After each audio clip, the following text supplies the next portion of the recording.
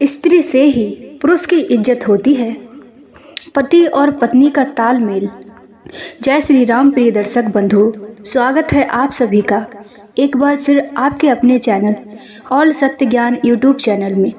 प्रिय दर्शक बंधु, आज की वीडियो आप सभी के लिए बड़ी ही ज्ञानवर्धक और मोटिवेशनल होने वाली है। आज इस वीडियो में हम आपके लिए जो कहानी सुनाने के लिए जा रहे हैं, यह कहानी बड़ी ही ज्ञानवर्धक होने वाली है और आप लोगों के समझने के योग्य भी है। दोस्तों, आज की वीडियो में हम बात करेंगे कि स्त्री की वजह से पुरुष की इज्जत खोती है या फिर उसकी वजह से स्त्री की इज्जत होती है। बस आपसे मेरा एक निवेदन है, आज की इस वीडियो का एक एक शब्द आप बड़े ध्यान से सुनिएगा और समझना कि आज की यह कहानी हमारे लिए भला क्या समझा रही है। तो आइए दर्शक बंधु, आज की कहानी प्रारंभ करते हैं। दोस्तों, कहानी शुरू करने से पहले मेरा आपसे हाथ जोड़कर निवेदन है कि इस कहानी के लिए शुरू से अंत तक ही सुने।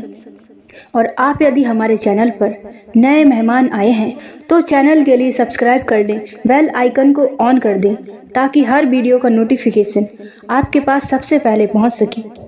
तो आइए दर्शक बंधु, कहानी पर ध्यान देते हैं। बने रहें वीडियो की समाप्ति तक। दोस्तों, किसी गांव में दो दंपत्ति रहा करते थे, यानी कि दो पति पत्नी रहते थे। उनका एक छोटा सा बच्चा भी था। उनका जीवन बड़े ही आनंदमय बीत रहा था। उसका पति बाहर नौकरी करता था और पत्नी घर का कामकाज संभालती थी। इसी प्रकार से वो दोनों खुशी खुशी अपने बच्चे के साथ में जीवन व्यतीत कर रहे थे। मित्रों, एक दिन की बात है, दोनों ही पति पत्नी अपने घर के छत के ऊपर टहल रहे थे। इधर शाम का समय था। दोनों पति पत्नी के बीच एक बात को लेकर बहस छिड़ गई, यानी कि बहस इतनी बढ़ती चली गई कि उन दोनों में आपस में तकरार होने लगी। भयानक झगड़े की नौबत आ गई। अब वह बात कौन सी थी जिसके कारण आपस में इतना विवाद बढ़ गया? तो मित्रों, वो बात यह थी कि पत्नी ने अपने पति से कहा कि तुम्हारी इज्जत समाज में आज हमारी वजह से होती है। पत्नी की ऐसी बातों को सुनकर पति के लिए बिल्कुल भी अच्छा नहीं लगा। उसने अपनी तौहीन समझी, अपनी बेइज्जती समझी और कहा, अरे भाग्यवान, यह तुम गलत बात कह रही हो। तुम्हारी वजह से मेरी इज्जत नहीं बल्कि हमारी वजह से तुम्हारी इज्जत होती है। कहने का मतलब है, पत्नी कहती है पुरुष की इज्जत स्त्री की वजह से होती है और पति कहता है कि स्त्री की इज्जत पुरुष की वजह से होती है। इसी बात को लेकर वो दोनों में आपस में विवाद भी होने लगा। वो दोनों में तकरार होने लगी। इसी प्रकार से बहुत दिन तक गर्मा गर्मी होती रही। उससे कुछ देर बाद में पति ने अपनी पत्नी से कहा, अच्छा ठीक है, हम तुम्हारी बात के लिए ऐसे तो स्वीकार नहीं करेंगे। हम भी तो जाने तुम्हारी वजह से हमारी इज्जत कैसे होती है। तब पत्नी ने जवाब दिया, ठीक है, समय आने पर मैं तुम्हें इस बात से अवगत करा दूंगी कि मेरी वजह से तुम्हारी इज्जत कैसे होती है। मित्रों, इसी प्रकार से वो पति पत्नी आपस का झगड़ा बंद कर देते हैं। इसी प्रकार से उन दोनों ने आपस का झगड़ा बंद किया और उसका पति उस दिन का इंतजार करने लगा कि हम भी तो जाने भला एक स्त्री की वजह से पुरुष की इज्जत कैसे होती है। दोस्तों, इसी प्रकार से इंतजार करते करते उस पुरुष के लिए कुछ दिन व्यतीत होते हैं। जब एक दिन पति अपनी ड्यूटी पर था, उसके कई एक दोस्त थे। उनमें से एक दोस्त ने कहा, कल हम तुम्हारे घर पर आएंगे और हम तुम्हारे घर पर खाना खाएंगे। सुना है कि तुम्हारी पत्नी बड़ा ही स्वादिष्ट अच्छा भोजन बनाती हैं, तो हम भी देखते हैं कि तुम्हारी पत्नी कितना स्वादिष्ट भोजन बनाती हैं। यह आकर मैं कल खाऊंगा, तभी मैं जानूंगा कि हकीकत में तुम अच्छा खाना खाते हो, तुम्हारी पत्नी अच्छा खाना बनाती हैं या फिर मैं इस बारे में झूठ सुनता हूँ। दोस्तों, तब वह पुरुष कहने लगा, ठीक है, कल हम तुम्हारे लिए स्वादिष्ट खिचड़ी अपनी पत्नी के हाथों से बनवाएंगे और वह खिचड़ी हम कल तुम्हें खिलाएंगे। फिर तुम देखना कि मेरी पत्नी कितना स्वादिष्ट भोजन बनाती है। मित्रों, इस प्रकार से सभी दोस्त तैयार हो गए। अगले दिन का इंतजार करने लगे। इधर शाम के लिए पति अपने घर पर पहुंचता है और इसके बारे में वो अपनी पत्नी के लिए बताता है और कहता है, भाग्यवान, कल हमने अपने मित्रों को दावत दी है, हमने खिचड़ी की दावत दी है। तुम हमारे मित्रों के लिए बहुत ही स्वादिष्ट खिचड़ी बनाना। अब तो मेरी इज्जत का सवाल है, इस बात का तुम विशेष कर ध्यान रखना। तब पत्नी ने कहा, ठीक है। इधर दोस्तों रात्रि होती है। दोनों ही पति पत्नी सो जाते हैं। अब सवेरा होता है।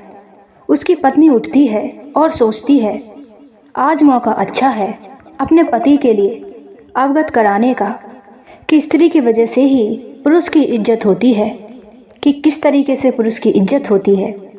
दोस्तों, यह सोचने के बाद में पत्नी ने बड़ी ही स्वादिष्ट खिचड़ी बनाई। फिर उसके दोस्त सभी घर पर आ जाते हैं।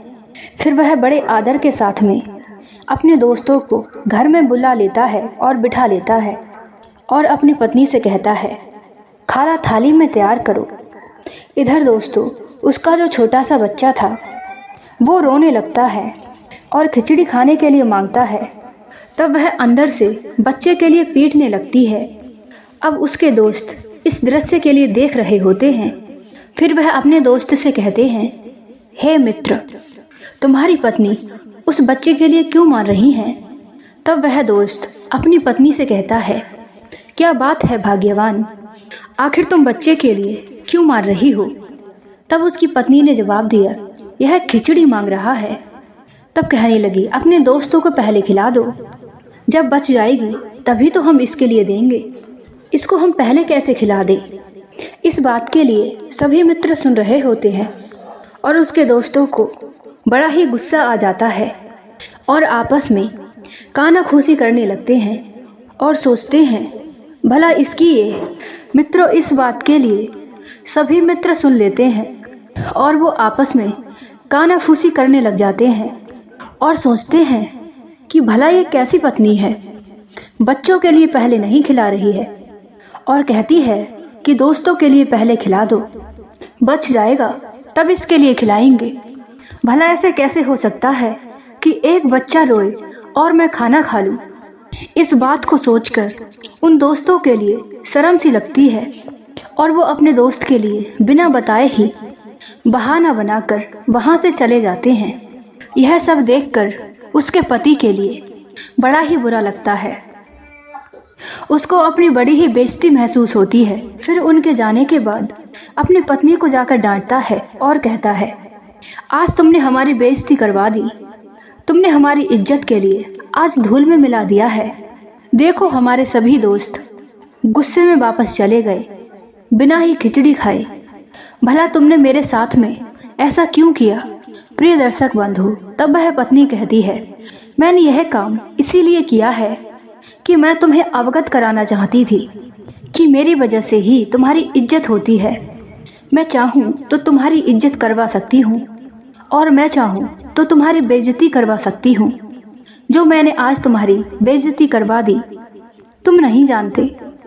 स्त्री अगर चाहे तो अपने पति के लिए ताज पहना सकती है, ऊंची से ऊंची गद्दी पर बिठा सकती है, और स्त्री चाहे तो अपने पति के लिए गद्दे पर बैठने के लायक ना छोड़े। लेकिन तुम इस बात के लिए नहीं समझ पा रहे हो। आप इस बात के लिए समझ जाओ और परेशान ना होइए। तुम कुछ दिन बाद तुम अपने मित्रों को फिर बुलाइएगा। जो तुम्हारी बेइज्जती हुई है, भला उसी बेइज्जती के लिए देखो मैं उसकी कैसे इज्जत बनाती हूँ। तुम्हारी मैं किस प्रकार से इज्जत दोस्तों में करवाती हूँ, यह बात तुम स्वयं ही देख लेना। प्रिय दर्शक बंधु, इसी प्रकार से धीरे धीरे करके 10-12 दिन निकल जाते हैं।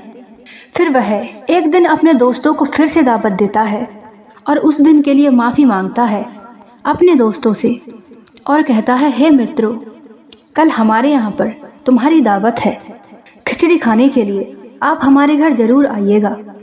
उस दिन का आप बुरा ना माने, उस दिन के लिए आपसे हम क्षमा चाहते हैं। दोस्तों फिर से वो सभी मित्र उसकी बात को मानकर उसके घर पर आने के लिए मान जाते हैं। शाम को वह फिर से घर पर आता है और अपने बीवी बच्चों के साथ में सो जाता है। इधर सवेरा होता है तो वह पत्नी उठती है और खिचड़ी के लिए तैयार करती है। इधर दोस्तों समय अनुसार उस दिन उसके दोस्त आ जाते हैं और उसके सभी दोस्त आकर के उसके घर में बैठ जाते हैं और वह दोस्त अपने दोस्तों को आदर सम्मान करता है। उस दिन की तरह वह बच्चा फिर से रोने लग जाता है। तब वह दोस्त कहता है अपनी पत्नी से कि हे भाग्यवान, आज भी हमारा बच्चा ये क्यों रो रहा है। तब पत्नी कहती है यह खिचड़ी के लिए रो रहा है। तब उसका पति कहता है ठीक है, बच्चे के लिए हमारे पास लेकर आओ। दोस्तों फिर वह पत्नी अपने बच्चे को लेकर के अपने पति के लिए दे जाती है और खिचड़ी भी थाली में लगा करके ले आती है। जब उसके दोस्त उस खिचड़ी के लिए देखते हैं तो वो दांतों तले उंगलियां दबा लेते हैं, क्योंकि दोस्तों वह खिचड़ी नहीं थी, वो मेवा मिष्ठान का बना हुआ स्वादिष्ट व्यंजन था। यह देखते ही वो सारे दोस्त अचंभे में पड़ जाते हैं, बड़े ही आश्चर्य में पड़ जाते हैं और फिर वही व्यंजन के लिए खाते हैं, जिस व्यंजन को खाकर के उनकी आत्मा बड़ी ही प्रसन्न हो जाती है और फिर अपने दोस्त के लिए बार बार धन्यवाद देते हैं और वहाँ से वो मित्र चले जाते हैं। अब उसका पति इधर बड़ा ही खुश होता है। उस दिन उसकी जो बेइज्जती हुई थी, लेकिन उस दिन उसकी पत्नी ने उसकी इज्जत बेइज्जती से भी ज़्यादा बढ़ा दी, ऐसा उसको महसूस होने लग जाता है। फिर वो अपनी पत्नी से कहता है हे भाग्यवान, तुम सच ही कहती थी कि पत्नी की वजह से ही पति की इज्जत होती है, अर्थात स्त्री की वजह से ही पुरुष की इज्जत होती है। आज मैं अच्छी तरीके से इस बात के लिए समझ गया हूँ। तो दोस्तों आप सब भी अच्छी तरीके से समझ गए होंगे कि नारी द्वारा ही पुरुष की इज्जत होती है। तो दोस्तों आज की कहानी आपके लिए कैसी लगी? अगर अच्छी लगी हो तो एक लाइक अवश्य कर देना और कमेंट में जय श्री राम अवश्य लिख देना।